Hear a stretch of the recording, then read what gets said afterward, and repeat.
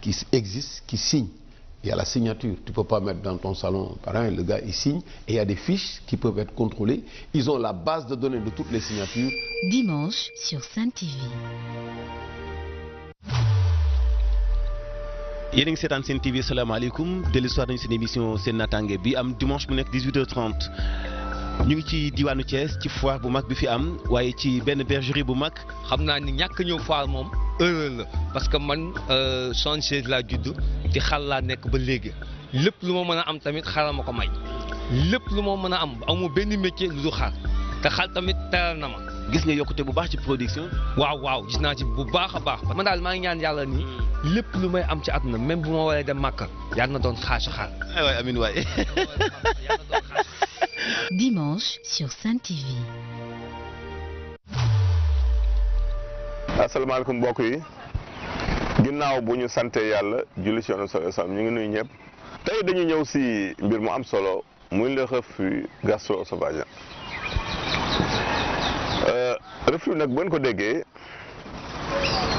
mooy boo lekkee ba noppi ndox moomu di jugewaat si biir bi di daw di yéeg si kaw moom la ñuy wax reflux bu yàggee mën nañ di ay brûlure ay lakk-lakk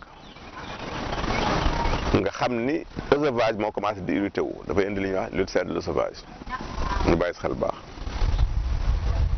lii wutale œsophage boobu ak estomac bi mooy mbax gi mooy que ni mbax gi yàlla daf si lal tapis te it boo amee estomac nee naa leen estomac ak reflux gastrique saa yoo ko amee sa biir moo lay orienté man du ma ne diw nit bàyyil nangam déedéet dama naa la rek lépp loo xamante ni ginnaaw bi nga ko lekkee sentir nga douleur wala jafe-jafe la remonté acide baaxul si yow. Samedi, dimanche sur Sen TV. Sen TV, bienvenue chez vous.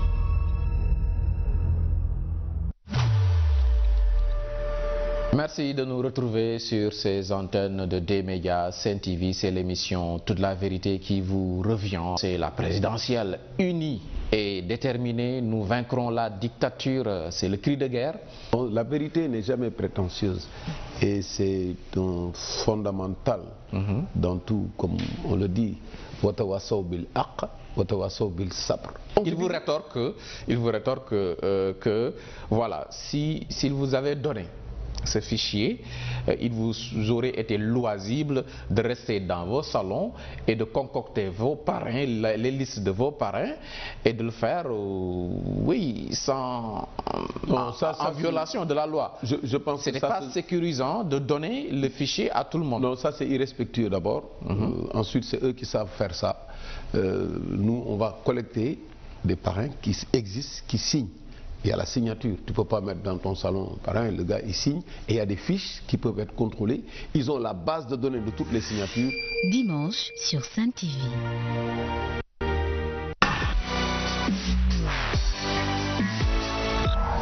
Sen TV, bienvenue chez vous.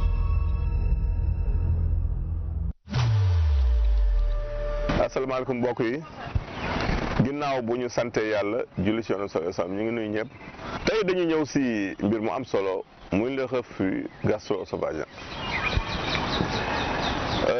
reflux nag bu ngeen ko déggee mooy boo lekkee ba noppi ndox moomu di jugewaat si biir bi di daw di yéeg si kaw.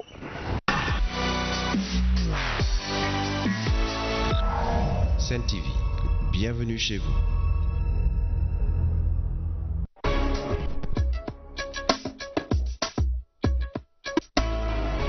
Merci de nous retrouver sur ces antennes de D-Média. Sen TV, c'est l'émission Toute la vérité qui vous revient après un mois de congé. Grand merci à Pape Birahim Touré qui a véritablement assuré. Merci à lui, merci à vous, fidèles téléspectateurs. Et l'actualité, c'est la présidentielle unie et déterminée. Nous vaincrons la dictature. C'est le cri de guerre du FRN, le Front National de Résistance de l'Opposition. Sur ce plateau, un de ses coordonnateurs, Boubacar Camara. Merci. Bonjour Monsieur Sylla, bonjour à tous vos téléspectateurs. Merci de nous avoir invités à cette émission qui a un nom prémonitoire, Toute la vérité. Nous essayons d'essayer, non, oui, toute la vérité, prémonitoire. Il y en a qui disent que c'est prétentieux. Non, la vérité n'est jamais prétentieuse. Et c'est un fondamental dans tout, comme on le dit. Watawasaw bil haqq, watawasaw bil sabr. Watawasaw bil haqq, watawasaw bil sabr. En tout cas, le défi pour tout journaliste et le but ultime, c'est la recherche de cette vérité. Pour dire la vérité autour de ce parrainage, que faudrait-il retenir? Qu'est-ce qui a manqué à Boubacar Camara? Le palier a été trop haut pour vous? Je pense que le parrainage dépasse la personne de Boubacar Camara, dépasse son mouvement, et dépasse sa coalition. Le parrainage aujourd'hui révèle un dispositif électoral qui a été remis en cause par le président Macky Sall et son régime et qui a installé une crise qui est incontestable. Crise. Une crise. Il y a crise lorsque les choses ne fonctionnent plus comme ça devrait fonctionner et que les gens ne s'y retrouvent pas.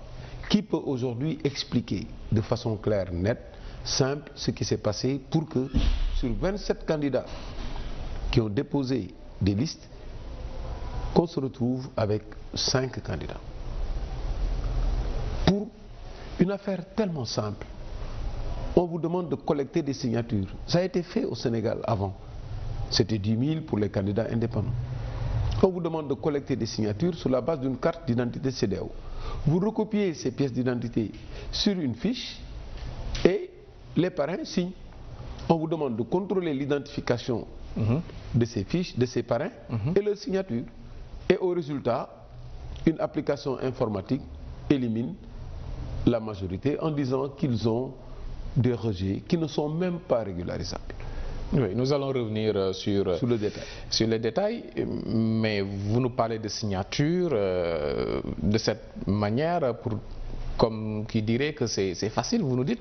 Ce n'est pas facile. Mais il s'agissait d'avoir au moins 2000 signatures dans 7 localités différentes, 7 régions différentes du Sénégal. Alors, revenons sur le projet parrainage. Le projet parrainage a été vendu au peuple sénégalais pour expliquer qu'on ne devrait pas avoir des candidatures fantaisistes, ce qui est raisonnable. Et pour ne pas avoir des candidatures fantaisistes, on demande à ceux qui veulent être président de la République d'avoir un minimum de légitimité en collectant un nombre de signatures données. Je trouve que 53 000 au minimum et 66 000, c'est raisonnable pour un fichier de 6 millions.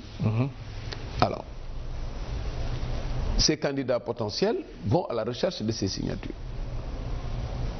Les déposent. Ce n'est pas facile. Nous, on a collecté 120 000 signatures. On a déposé la moitié et on a attendu parce que dans le schéma, il était question de régulariser. Surtout, régularisation de doublons externes. Donc si quelqu'un dépose avant vous et que le parrain signe 2 fois, vous perdez le parrainage. Donc il fallait avoir un stock de réserve. Mais qu'est-ce qui s'est passé? Le problème, c'est que la façon dont le parrainage a été contrôlé a été viciée. Les actes préparatoires viennent du ministère de l'Intérieur. On contrôle le parrainage sur la base d'un fichier, donc de la liste globale des électeurs et de leur localisation. Mais voilà le problème. Le ministre de l'Intérieur n'a jamais partagé ce fichier. Il a systématiquement refusé, en violation de la loi, de donner ce fichier-là. En violation de la loi? Oui. Le fichier sera donné aux candidats retenus. Non. C'est ce que stipule la loi, non? Non. Il y a 2 dispositions qui sont expresses et une disposition tacite. La première disposition expresse, c'est que les partis légalement constitués ont un accès permanent pour les besoins de l'audit du fichier. Ça n'a pas été respecté. La deuxième disposition expresse, c'est qu'à 15 jours de l'élection au moins, on doit remettre ce fichier-là. Ça, on n'en est pas encore là. La troisième disposition tacite, c'est qu'on a demandé par une loi à des candidats à la candidature de collecter 0,8 à 1% du fichier. Donc, vous devez leur donner la base. Vous devez absolument. Ce qu'ils ont fait pour le Conseil constitutionnel. Ça, c'est l'opinion de Boubacar Camara. Non.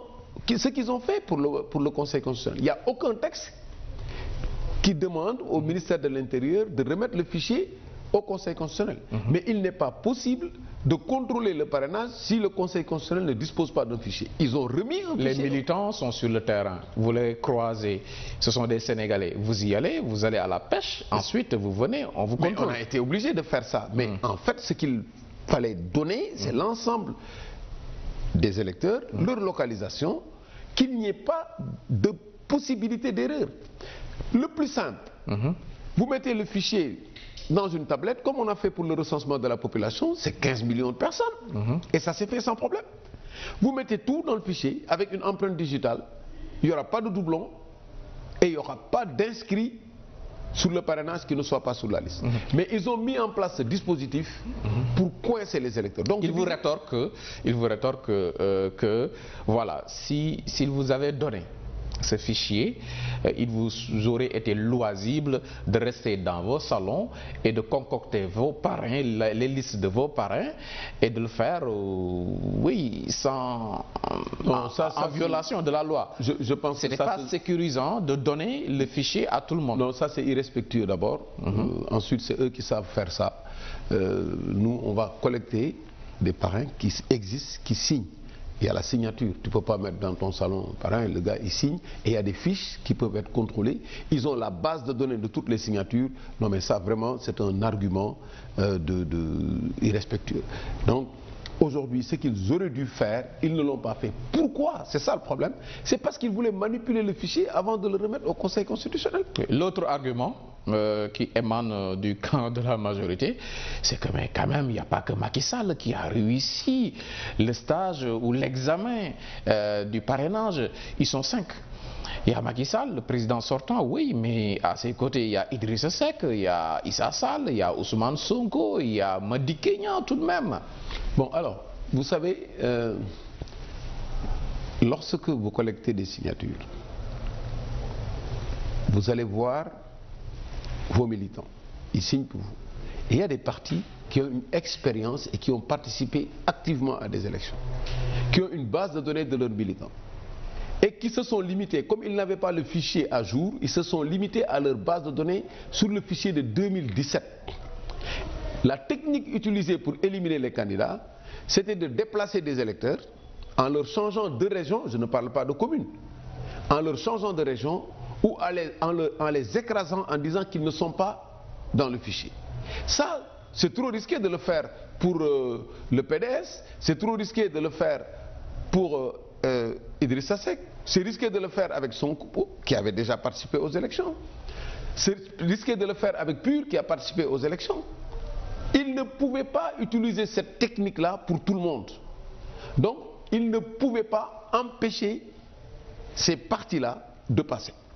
Maintenant, je n'explique pas moi comment tout le monde est passé, mais je vais vous dire simplement que la technique qu'ils ont utilisée, c'est de retenir le fichier, de le manipuler, de déplacer des électeurs. Nous en avons les preuves. On a une liste énorme de gens qui ont changé de région, qu'on a contactés, qui nous ont dit d'ailleurs qu'ils n'ont jamais été dans les régions dans lesquelles ils ont été affectés.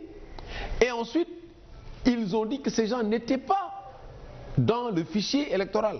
Alors que le rôle du collecteur du parrainage, le rôle du candidat, ce n'est pas d'inscrire la personne sur une liste électorale. C'est de prendre sa pièce d'identité, de vérifier s'il a un numéro d'électeur et vous recopiez ces numéros sur une fiche. Donc, première opération, acte préparatoire du ministère de l'Intérieur, refus de donner le fichier, manipulation du fichier, un fichier empoisonné qui a été envoyé au Conseil constitutionnel. Maintenant, qu'est-ce que le Conseil constitutionnel en a fait? Et là, c'est là où ça devient très grave. Un fichier contesté. Les gens n'ont pas reçu, ils ont réclamé. Le Conseil constitutionnel n'a pas partagé ce fichier avec les candidats en leur disant je viens de recevoir quelque chose qu'on a appelé fichier, je veux savoir est-ce qu'on est d'accord sur la base de contrôle. La société civile qui a été cooptée pour être membre, observateur, n'a même pas reçu ce fichier. Donc, aucun partage. Vous prenez pour argent comptant le fichier qui vous a été envoyé par un ministre de l'Intérieur partisan qui a déclaré urbi et orbi que son objectif c'est de faire passer son candidat au premier tour, et vous concevez un logiciel. Vous concevez, ou en tout cas vous faites concevoir, en tout cas vous bâtissez un logiciel. Paramétré seul, sans concertation, aucune restitution, voir quelles sont les règles de coréen, et comment on traite les erreurs matérielles, comment on traite les différences de noms, etc. Comment on traite les modifications de localité, etc. Aucune concertation, aucune certification. Vous bâtissez votre logiciel et puis hop, vous commencez votre contrôle. Ils sont forts, hein, alors? Ah non, ils ne sont pas forts. Tu sais, un crime n'est jamais parfait. Ils ne sont pas forts parce qu'ils ont contrôlé sur la base des listes. Parce que quand vous déposez vos fiches, vous déposez en même temps une liste Excel qui reprend l'ensemble de vos parrains par canevas de région. Mais l'erreur grave, c'est qu'ils ne peuvent pas contrôler les fiches. Pourquoi ils ne peuvent pas contrôler les fiches? Parce que si vous avez un nom dans un canevas à Diourbel, le gars il est 400 à Diourbel, numéro 400 sur la fiche. Sur les fiches physiques, il n'est pas 400 parce que c'est des fiches de 10, 10, 10. Et s'il est sur les fiches de 10, s'il est sur la troisième fiche, il est numéro 4 là-bas. Et donc il n'y a pas de concordance entre la liste Excel déposée et les fiches. Et ils ne peuvent pas aller pour chaque parrain rechercher la personne dans les fiches physiques. Donc ils n'ont pas contrôlé les fiches physiques. Alors que la Constitution est claire, article 29 alinéa 5, le parrainage c'est la signature d'un électeur. Et la jurisprudence est claire dans l'affaire Youssou Ndour, Keba Kane, Abdourahmane Sarr. Ils ont contrôlé les fiches et ils ont dit que ces gens avaient moins de 10 000 sur la base des signatures. Nous sommes en 2019 quand même, Boubacar Camara. Contrôler des fiches, fiche par fiche, électeur par électeur, pendant que l'électronique est là, les ordi sont là, les fichiers sont là, c'est pas possible quand même. En 2012, il y avait des ordi. Oui, vous étiez combien de candidats à la candidature? C'est vrai, le volume a beaucoup changé. C'est pas possible de contrôler fiche par fiche. C'est un jeu d'enfant. On ne vous demande pas de contrôler fiche par fiche. En 2012, ce qu'ils ont fait, ils ont vérifié si la personne... Je parle de 2019. Non, je te parle de 2012. Il y avait l'ordinateur aussi. Ils ont confronté les fiches saisies avec le fichier électoral. Et ils ont contrôlé les signatures. C'était simple. Aujourd'hui, mais c'est encore plus simple parce qu'il y a tellement d'outils qui permettent, quand tu as le fichier contrôlé, de le confronter à la fiche ressaisie d'abord, et au besoin, comme ils l'ont dit d'ailleurs dans la première décision du Conseil constitutionnel, ils ont dit au besoin on se réfère aux fiches. Mais au besoin. Mais justement, il y avait le besoin parce qu'il y avait tellement d'incohérences, il y avait tellement d'erreurs matérielles, il y avait tellement de manipulation du fichier qu'il fallait tout recontrôler. Et comme ils n'ont pas eu le temps de le recontrôler, ils se sont contentés juste de vérifier des listes, des numéros, des lettres, des fautes d'orthographe, pour dire ça, ce n'est pas bon. Mais le plus grave, ils ont dit que ce n'était pas régularisable. Oui. Au nom de quoi? Aucune constitution, aucune loi, aucun texte du ministère de l'Intérieur, aucune décision même du Conseil constitutionnel ne leur permet de dire que ce n'est pas régularisable. Et vous savez, ils l'ont dit où? C'était pas dit en amont. Non. Et ils l'ont dit où? Ils ont pris un texte, une sorte de note explicative sur les régularisations, non signée, pour dire voilà les trucs régularisables, voilà les rejets non régularisables. C'est la catastrophe.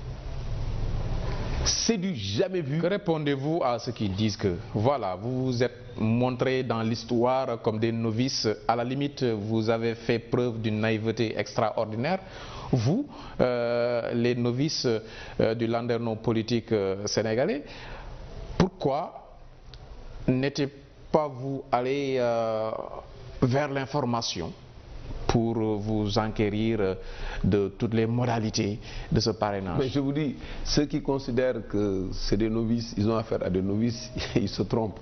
La preuve, la crise s'est installée parce que justement ces novices-là ont mis le doigt sur la plaie. Aujourd'hui, personne ne peut contester les informations que nous donnons sur cette affaire-là et comment elle s'est faite. Ils disent que le parrainage c'est fini, hein? Ils ont tourné la page du parrainage. Ouh là là, ça, je pense que c'est pour se donner bonne conscience. Ils savent très bien qu'une crise s'est installée, une crise qui devient internationale parce que toutes les institutions commencent à s'en occuper. Ils font des délégations pour parler à tout le monde. Ils ont rencontré le Front de résistance nationale, ils ont rencontré le ministère de l'Intérieur, ils ont rencontré la Sénat et aujourd'hui tout le monde se rend compte qu'il y a une irrégularité incroyable, voulue, organisée, préparée par le régime, un fichier empoisonné, envoyé au Conseil constitutionnel, qu'il a utilisé et qui a donné des résultats. Mais voilà, le calendrier électoral est respecté, l'agenda en tout cas jusque-là. Il y a une liste provisoire qui est sortie. Le 20 prochain, il y aura la liste définitive des candidats. Le 24, il y aura la présidentielle. Que voulez-vous faire ou que pouvez-vous faire face à cet agenda? Vous savez que la politique, c'est un combat qui est fondé sur un rapport de force. Aujourd'hui, le rôle de l'opposition, c'est d'expliquer aux populations que le produit qu'ils vous avaient vendu en 2018, en vous disant que le parrainage a pour objectif d'éliminer les candidatures fantaisistes, a produit le contraire, c'est-à-dire éliminer des candidats gênants. Aucun candidat n'est fantaisiste. Vous avez vu ceux qui ont déposé leur candidature? C'est des gens qui ont géré cet état-là, des anciens premiers ministres, des gens qui ont fait leurs preuves, et d'autres qui ont une expérience politique avérée. Aujourd'hui, c'est au peuple sénégalais de comprendre que le président Macky Sall et son régime ont fini de casser le dispositif électoral qui était là en 2000 et en 2012. En quoi faisant? Les cartes électorales. Ils ont regroupé les deux cartes et ils ont eu l'occasion de faire une refonte avec des cartes non distribuées, des cartes manipulées, des cartes perdues, des cartes envoyées partout. Aux élections de 2017, ils étaient obligés, devant la pression, de demander au Conseil constitutionnel de laisser à tout le monde l'autorisation de voter, même avec des anciennes cartes. Le fichier, je viens d'en parler. Rétention, manipulation. Deuxième dispositif qu'ils ont cassé. Troisième dispositif, c'est le ministère de l'Intérieur, qui était un ministère de l'Intérieur partisan, on ne connaissait plus pour des élections. Ils l'ont ramené avec d'abord les législatives, après il l'a félicité malgré le chaos électoral qu'on a vu. Aujourd'hui, il insiste en disant Douma Kodef, je garde le ministre de l'Intérieur. Troisième pilier qu'il a cassé. Quatrième pilier, c'est le parrainage. La catastrophe, c'est l'ingénierie de la fraude électorale. Et qui est tellement flagrante, cette ingénierie, qu'aujourd'hui, personne ne comprend. Donc c'est au peuple sénégalais, je disais, de se dire, mais attends, est-ce qu'on peut accepter qu'un président qui est compétiteur vienne changer les règles du jeu? Si les Sénégalais l'acceptent, mais c'est très bien, mais l'opposition doit mener son combat. Ce calendrier doit être respecté. On se bat pour ça, il y a une liste provisoire, il y a des réclamations qui ont été déposées. On verra. Maintenant, si ils continuent dans la fuite en avant, dans l'escalade, ben, les conséquences, c'est eux. On va basculer vers l'instabilité, parce que l'opposition va se battre pour une élection libre et transparente, parce que le président Macky Sall et son régime sont en train de casser la dynamique de transparence qu'on connaît du Sénégal depuis longtemps. C'est quoi l'idée d'un boycott? Non, pas de boycott, ça serait trop facile. On n'a même pas boycotté le parrainage. On a dit à tous les partis qu'ils sont libres de régulariser, de faire le recours. L'idée de se battre pour que Macky Sall recule, qu'il arrête cette histoire parce qu'on l'a pris la main dans le sac. L'État a triché, on l'a pris la main dans le sac. Il est le responsable de la stabilité. Il n'a qu'à dire aux Sénégalais, Sénégalais, j'ai essayé de tricher avec le parrainage, ça n'a pas marché. Maintenant, je recule. Essayons de trouver une solution pour contrôler le parrainage. Acceptons que ceux qui ont déposé leur caution fassent le parrainage. Prenons des mesures. Convoquons d'urgence l'Assemblée nationale pour des lois de validation. On a une liste définitive et on va aux élections tranquillement. S'il ne le fait pas, là, franchement... Donc si vous n'êtes pas candidat, il n'y aura pas de présidentielle? Non, on ne peut pas parler comme ça. Personne ne peut parler comme ça. Les Sénégalais ont besoin de changer Macky Sall. Ils ont besoin d'élections. On a besoin de ces présidentielles. Et à date échue. Et maintenant, il faut que ces conditions-là soient réunies. On se battra pour que l'élection soit transparente. Ceux qui iront aux élections dans les conditions fixées aujourd'hui par le président Macky Sall avec un fichier manipulé se retrouveront le 24 février à 20h avec une déclaration simple: président Macky Sall élu au premier tour avec 54%. Et après, ils n'auront que leurs yeux pour pleurer. C'est maintenant qu'il faut se battre. Il ne faut pas attendre, il ne faut pas rêver. Celui qui est capable de changer tout le dispositif tel que je l'ai décrit, celui qui est capable de manipuler des parrainages pour éliminer des candidats, celui qui est capable de faire des arguties juridiques pour éliminer des candidats qui juridiquement devaient être là, celui-là, il est capable de déclarer des résultats et de mettre les forces de l'ordre dehors. Maintenant, c'est aux populations de se faire respecter. Et notre rôle, nous, c'est de faire en sorte que les populations soient conscientes de ce qui s'est passé en toute vérité, comme le nom de votre émission. Ok, là, j'ai sous les yeux un de vos communiqués, vous du FRN, vous dites que nous décidons de garder et de préserver l'unité et la solidarité en notre sein pour mener les combats et consentir aux sacrifices nécessaires pour que notre pays recouvre sa plénitude démocratique. Voilà. Donc vous êtes conscient qu'il n'y a pas cette solidarité en votre sein? Non, en fait, l'objectif secondaire du système mis en place, c'était de diviser l'opposition en disant voilà les recalés, voilà ceux qui sont passés. Pour que les recalés, non, ils n'ont pas réussi justement. Et c'est ça la victoire de l'opposition. Parce que même des personnes qui sont passées au parrainage sur la base du système de contrôle sont dans le C25. Ils ont dit nous sommes passés mais nous ne reconnaissons pas le système, publiquement. Non, ça, à l'unanimité. À l'unanimité. Il n'y a aucun candidat qui est passé et qui a dit ok, moi je suis passé, c'est parce que vous avez été nul que vous n'êtes pas passé. Eux tous, ils ont reconnu que le système n'était pas bon. Et on a dit il faut préserver cette unité-là. Et ça, c'est la première fois quand même au Sénégal qu'on a ça. Cette unité sur une question, même les gens qui ont bénéficié de ce système-là ont refusé. On a dit préservons ça parce que c'est important, ça donne de la crédibilité à notre action. Et ça, le C25 va garder ce bloc-là, ne sortira pas de son socle. Donc même les candidats qui sont retenus font partie de l'opposition qui récuse aujourd'hui le Conseil constitutionnel. Mais ils ont récusé tous les résultats du Conseil constitutionnel. On l'a récusé avant même, parce qu'on a demandé au Conseil constitutionnel... Non seulement les résultats, mais le Conseil constitutionnel dans sa composante actuelle. J'y reviens, ça c'est le deuxième niveau. Au début, on a dit au Conseil constitutionnel, nous ne savons pas comment vous allez contrôler.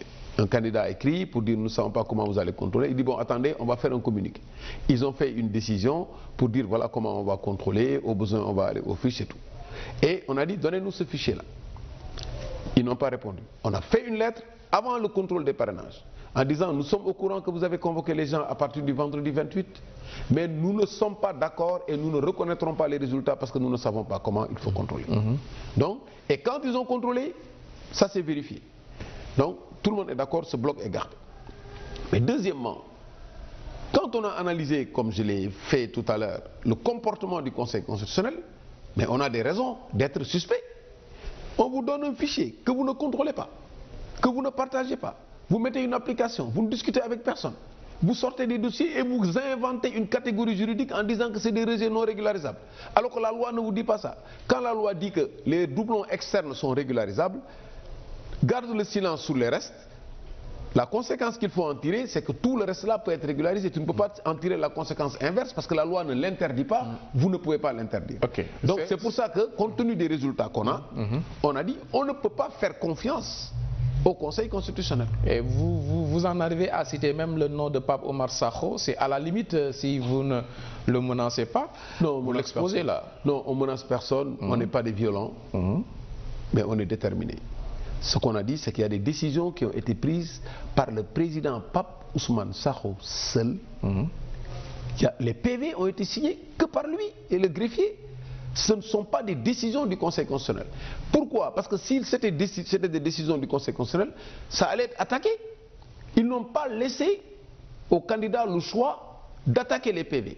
Ils ont pris une décision à la veille de la publication de la liste provisoire pour dire que toutes ces décisions-là, tous ces recours ne sont pas recevables. Attendez la liste provisoire. Et M. Pape Sakho est responsable pour ça.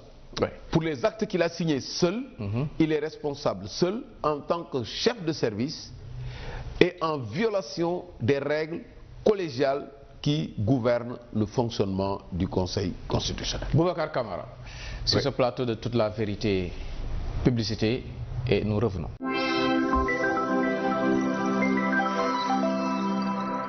Amazon rek si jus de fruits ëpp na.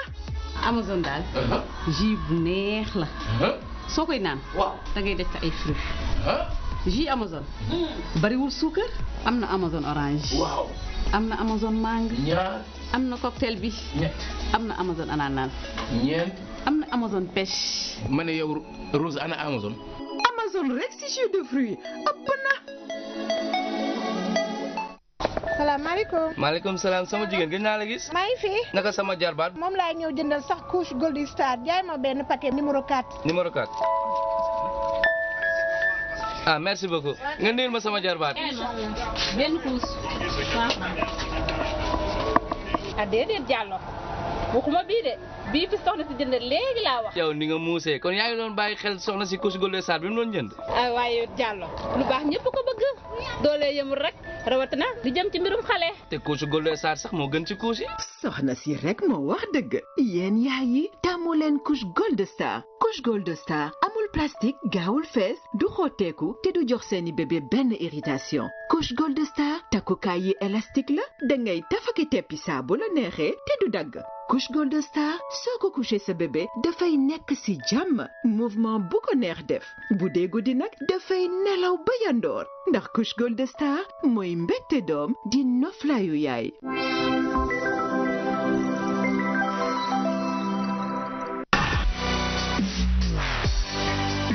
Que veut Macky Sall? Que veut l'opposition? Bienvenue. C'est la question d'actualité, la question par rapport au Sénégal politique. Boubacar Camara, nous avons longuement parlé de ce parrainage.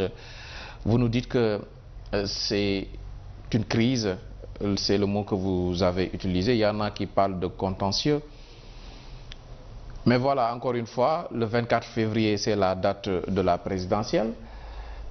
Jusque-là, vous promettez de donner des mots d'ordre à vos militants. Vous demandez aux militants de l'opposition de la diaspora et du Sénégal de préparer les comités régionaux, c'est ça? Ouais.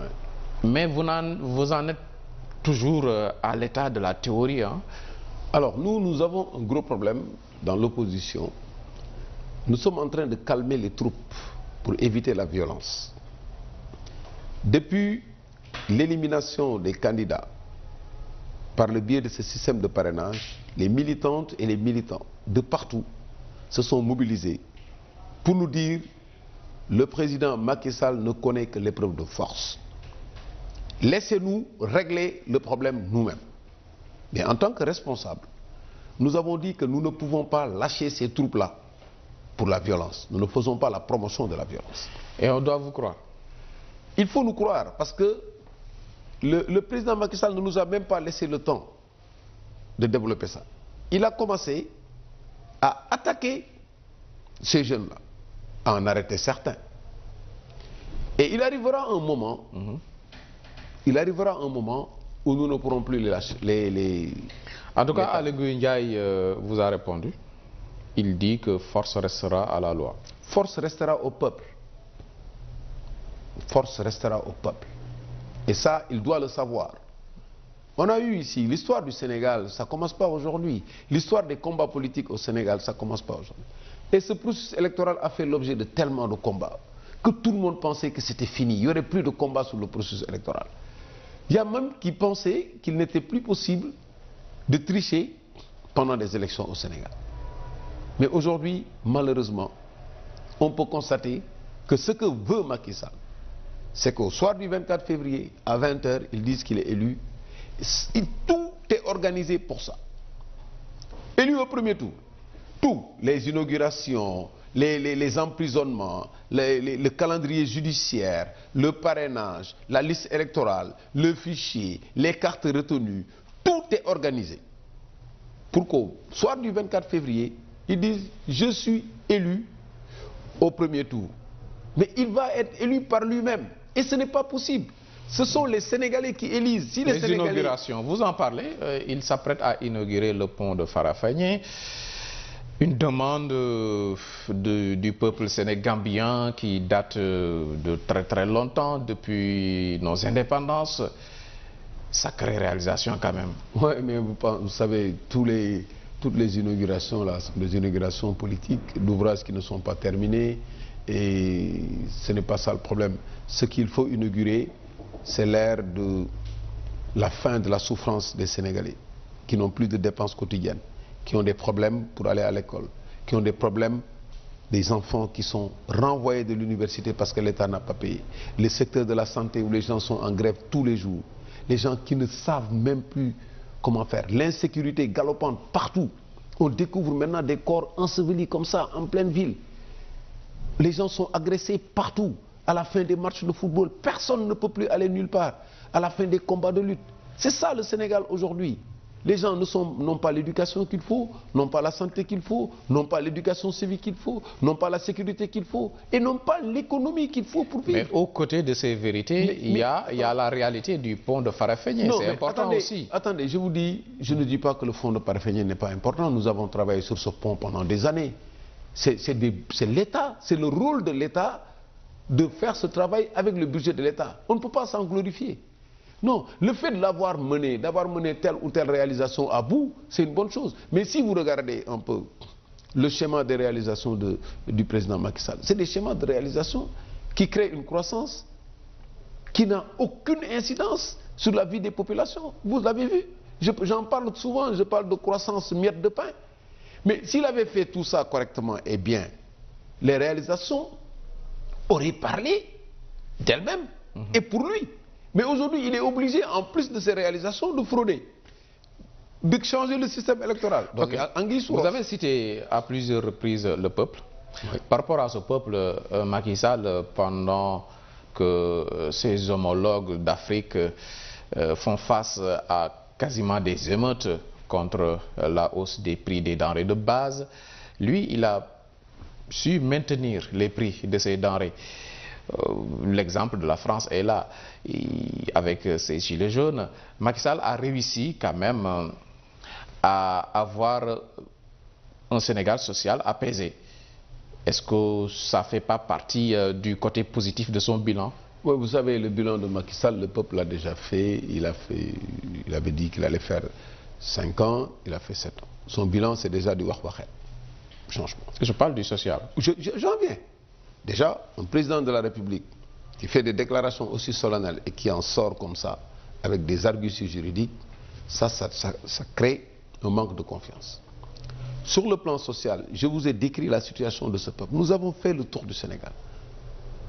On a fait le tour du Sénégal. Nous avons vu ce que les gens vivent dans les quartiers. Nous habitons avec ces populations-là. Aujourd'hui, dire que les denrées ont été maintenues, les prix des denrées, mais ça n'a rien à voir avec la réalité. La réalité, c'est que les prix montent sans que tu t'en rendes compte tous les jours au marché. Tous les jours. Vous voyez les prix qui montent par période.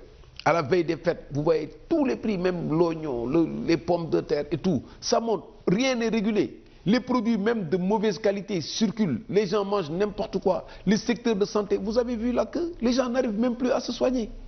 Donc ça, c'est un discours politique. Mais ce que les gens vivent, mais il y a eu 27 candidats de l'opposition, 26 candidats. Les 26 candidats ont déposé des milliers de signatures. Un seul candidat, si tu déposes 53 000, c'est un stade plein. De gens qui disent quand même, ce gars-là, il peut être candidat. Pourquoi? Pourquoi tous ces gens-là veulent un changement? Mais le parrainage, c'est déjà un résultat. Quand vous venez pour parrainer, vous dites, oui, mais ce fait que Macky Sall, quoi. C'est ça qu'on a constaté. Maintenant, le discours politique enjoliveur et tout, mais on a vu des gens qui ont mobilisé pendant des meetings, des gens en pagaille et qui sont partis, qui ont été rejetés après. Le peuple est de votre côté? Bien sûr. Okay. Le peuple est du côté de la vérité, du côté, le peuple est conscient. Maintenant, c'est juste un problème d'organisation. Le peuple sait très bien que le temps qu'ils ont vécu, les 6 ans, 7e année, vécu avec le président Macky Sall, personne ne peut jurer qu'il est prêt à revivre la même chose. Ok, c'est juste un problème d'organisation. Oui, parlons donc de vous, autres politiques.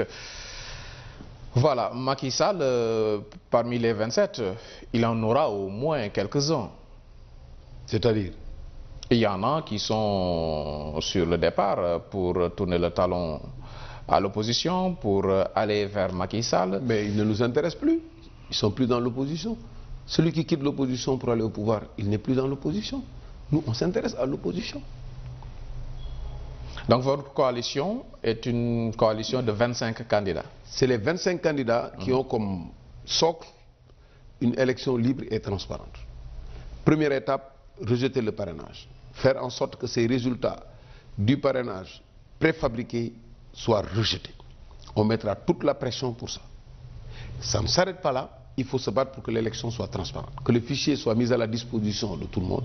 Aujourd'hui, la société civile embouche la même trompette que nous. Ils disent clairement qu'il faut absolument que le fichier-là soit à la disposition de tout le monde. Mais c'est élémentaire.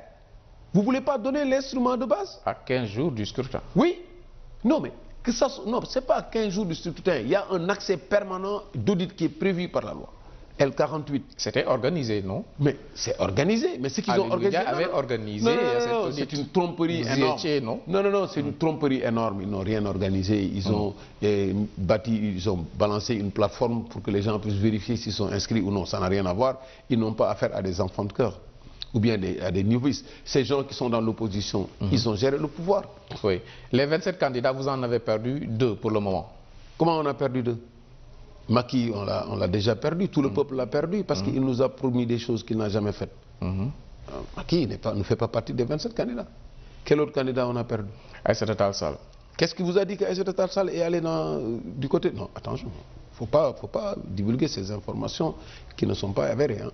Hier, on était en réunion dans le C25, le représentant de Mme Aïssata Tall Sall, cette brave dame, était là. Et donc, ça, c'est des trucs qui sont distillés par le régime pour essayer de démoraliser l'opposition. Qu'il ne compte pas sur ça, je vous dis. C'est tellement flagrant, la façon, mais c'est humiliant même que quelqu'un aille se battre, aille ses parrainages et qu'on lui dise, oui, tu as que 10 000 validés ou 5 000 validés, etc. Et quand on parle de chevaux de Troie? Des gens qui sont dans l'opposition. Oui, et qui travaillent pour le temps qu'ils sont dans l'opposition et qu'ils agissent comme des gens qui sont dans l'opposition, on va les considérer comme tels. Le jour où ils quittent l'opposition, on les raye. On n'a pas ce problème. Franchement, on ne peut pas quand même faire une guerre et se dire que tel soldat va changer de camp. Nous, on n'est pas dans ces dispositions. On est dans une guerre, on a les soldats que nous avons, nos munitions, les provisions qu'il faut et nous allons au combat. C'est comme ça que nous agissons. Oui, et l'arrivée de Abdoulaye Wade?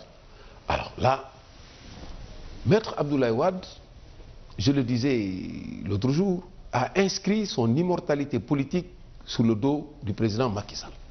C'est-à-dire, le fait que Abdoulaye Wade soit encore important politiquement dans toutes les élections, après avoir perdu le pouvoir depuis 2012, montre que Macky Sall a échoué politiquement.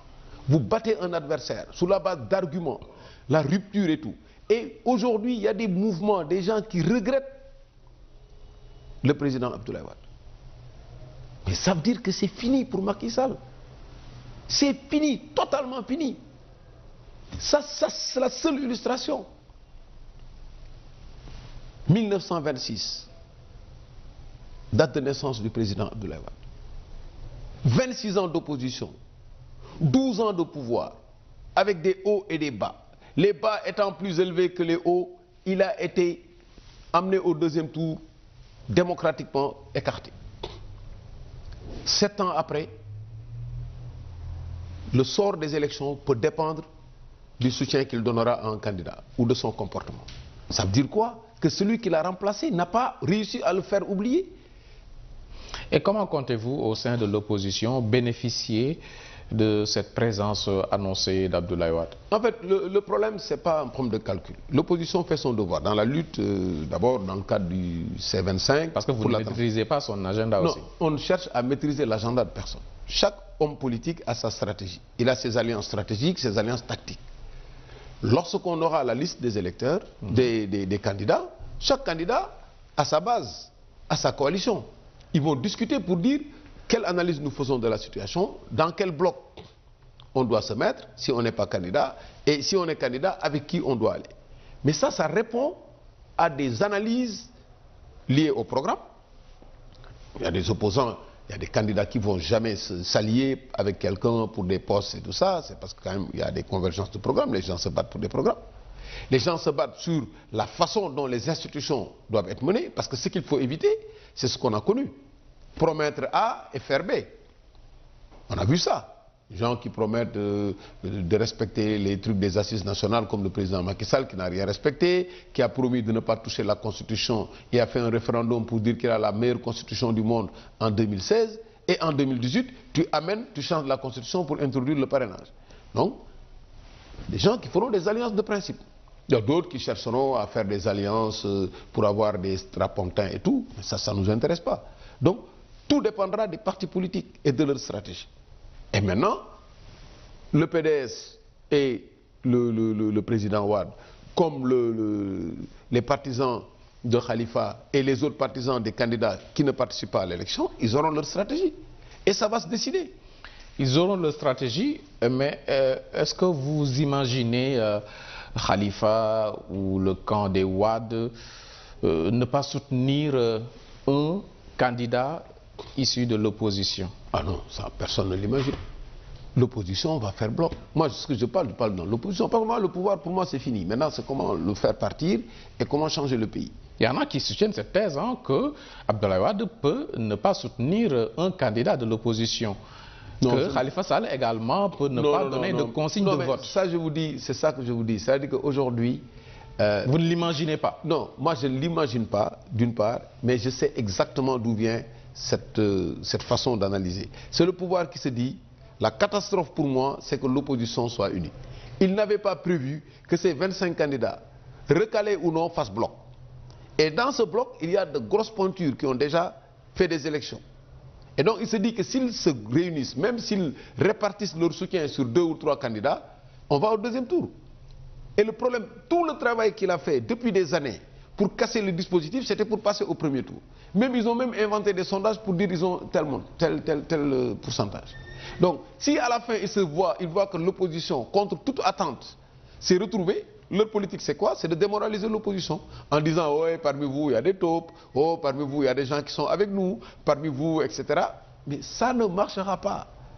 Aujourd'hui, les Sénégalais ont compris qu'on leur a pas dit la vérité sur la rupture, sur la famille, sur l'enrichissement. L'État est devenu un instrument d'enrichissement personnel et familial, un instrument de règlement de compte. Mais vous avez vu le cas de Khalifa? Le cas de Khalifa Sall, c'est l'illustration de la prégnance de l'exécutif sur le législatif et sur le judiciaire. Mais vous voyez, quelqu'un, tu le tues et tu dis, on ne va même pas l'enterrer dans les cimetières. Ils sont en train d'enlever sa qualité de député. Tu le condamnes. Tu dis qu'il a détourné. Finalement, on ne parle pas de détournement. Tu dis qu'il n'a pas d'immunité parlementaire. Finalement, vous levez son immunité parlementaire. Vous le révoquez de la mairie. Vous dites qu'il n'est pas candidat. Il a déposé un dossier. Et vous prenez une décision de justice que vous mettez dans son dossier. Alors que lui-même ne l'a pas mis dans son dossier. Il fallait le mettre sur la liste provisoire et attendre qu'un candidat conteste et dépose cette décision, ne serait-ce que ça, alors que la procédure n'est pas terminée. Mais vous avez vu ça? Mais voilà la situation de ce pays. Il y a un homme qui est responsable. C'est l'État qui a mis une décision de justice dans le dossier de Khalifa Sall. Mais Khalifa Sall n'a pas déposé son arrêt. Parce que quand il déposait son dossier, il n'y avait pas encore... Parce que tout le monde s'attendait à ce que Khalifa Sall fasse partie des candidats de la liste provisoire, au moins. Et recaler le vent, oui, après un recours introduit par Macky Sall. Mais franchement, c'est le minimum. Les étudiants de première année, ils comprennent ça. Mais là, le Conseil constitutionnel parle de sa qualité d'électeur. Non, la qualité d'électeur, c'est sur... Ça aussi, c'est une grosse arnaque. La qualité d'électeur... C'est très clair, c'est l'article L27 du Code électoral.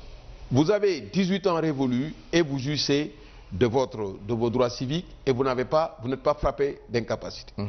La qualité d'électeur n'a rien à voir avec la qualité d'électeur inscrit. Tu peux être électeur, c'est ton droit. Comme le vote n'est pas obligatoire, si tu n'es pas inscrit, tu n'as pas le droit de participer au vote. Ok. Et l'internationalisation de votre combat? Vous avez insinué tout à l'heure que... Partout, vous allez au niveau des institutions, d'accord, au Sénégal, mais par rapport aux ambassades, il y a les États-Unis qui alertent leurs ressortissants qui vivent ici au Sénégal de faire gaffe simplement parce qu'ils ont peur du contexte. Mais vous également, est-ce que vous êtes en train de porter ce combat au niveau des chancellerie. Absolument. On a commencé ce combat-là, on a touché les chancelleries les plus importantes et ce travail va continuer. Et vous savez, le Sénégal, quand même, est un pays qui attire beaucoup l'attention parce que ça fait partie des pays les plus stables de la zone et un pays dans lequel beaucoup d'investissements ont été consentis. Et donc ça intéresse beaucoup les bailleurs de fonds. Et c'est un pays qui a quand même une histoire démocratique, qui a connu 2 alternances pacifiques, sans contestation et tout. Donc s'il y a des menaces sur la démocratie au Sénégal, tout le monde s'en occupe. Et c'est pour ça que nous avons également ce volet-là dans notre travail. Et aujourd'hui, nous sommes en train d'informer tout le monde, de les avertir. Et je pense que ça, c'est notre devoir. Mais finalement, ce ne sont pas ces chancelleries qui vont décider à la place du peuple sénégalais. Le peuple sénégalais qui doit se dire, mais attends, que se passe-t-il pour qu'une affaire aussi élémentaire qui était dépassée revienne à la surface? Aujourd'hui, on est en train de débattre d'un processus électoral au Sénégal. Alors qu'aujourd'hui, tout le monde devait se préoccuper des campagnes, de son candidat, etc. Et donc, cette responsabilité, il n'y a pas de doute, c'est la responsabilité du président Macky Sall. Oui, et par rapport à votre agenda, vous de l'opposition, nous allons terminer sur ça. Des fois, les gens ont du mal à vous suivre quand vous demandez une haute autorité indépendante pour l'organisation de la présidentielle. En ce moment-ci, ah oui, c'est pas tard. C'est réfléchi. Mais c'est tellement réfléchi. Ce qui est irréfléchi, c'est de laisser le ministre de l'Intérieur partisan organiser ces élections. Il a organisé le parrainage. Il vous a éliminé. Mais justement, il ne peut éliminer personne. Aujourd'hui, je retire ça. Il a organisé le parrainage. Il n'a rien organisé. Il a désorganisé le parrainage. Il a empoisonné le fichier. Macky Sall a soutenu Mordicus qu'il ne va pas changer son ministre. On a soutenu, nous, Mordicus, qu'il va le changer. C'est ça le combat. On a soutenu et on soutient Mordicus qu'on n'acceptera pas que Ali Ngouille Ndiaye, partisan, avec toutes les déclarations qu'il a faites, avec tout ce qui s'est passé dans le parrainage, qu'on lui laisse organiser ces élections. Et selon Boubacar Camara, si ces candidats retenus acceptent d'aller à cette présidentielle dans ces conditions, ils s'autoprogramment à un échec. Mais c'est évident, mais eux-mêmes, ils le savent. Mais c'est évident. Quels sont les risques alors qui planent sur cette présidentielle? Les risques, c'est aujourd'hui que les populations aillent aux élections et ne se retrouvent pas. Il y a des changements de région. Nous, on a eu 16 834 parrains à qui on a changé de région. Ce serait quand même catastrophique de ne pas organiser cette présidentielle. Non, il y aura présidentielle. On va l'organiser. On peut nommer un ministre qui n'est pas partisan. Quels moyens avez-vous pour tordre la main au président Macky Sall? La pression politique. C'est ça, et on va continuer cette pression politique. Et vous y croyez?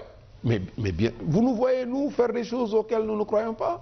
Vous avez les moyens de pousser. Mais nous avons tous les moyens, parce que nos moyens, nous, c'est d'expliquer aux populations ce qui se passe.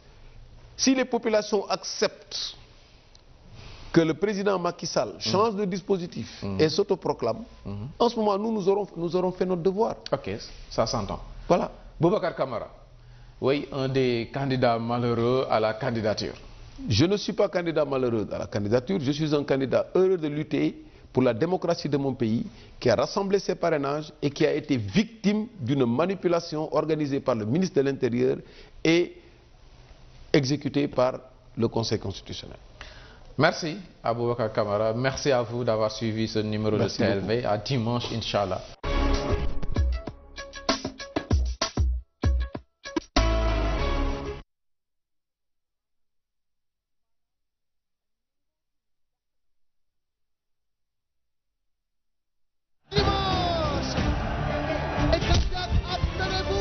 Vous aviez promis qu'une fois élu, vous allez régler les problèmes de l'école.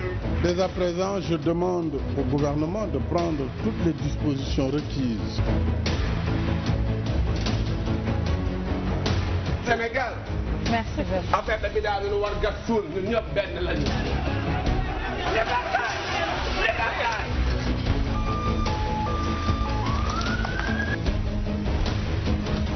Ñu ngi toujours Ngor mais bi yoon ci centre de vote Alieu Samb. Demandez à Macky Sall de visu de quel droit il faut circuler.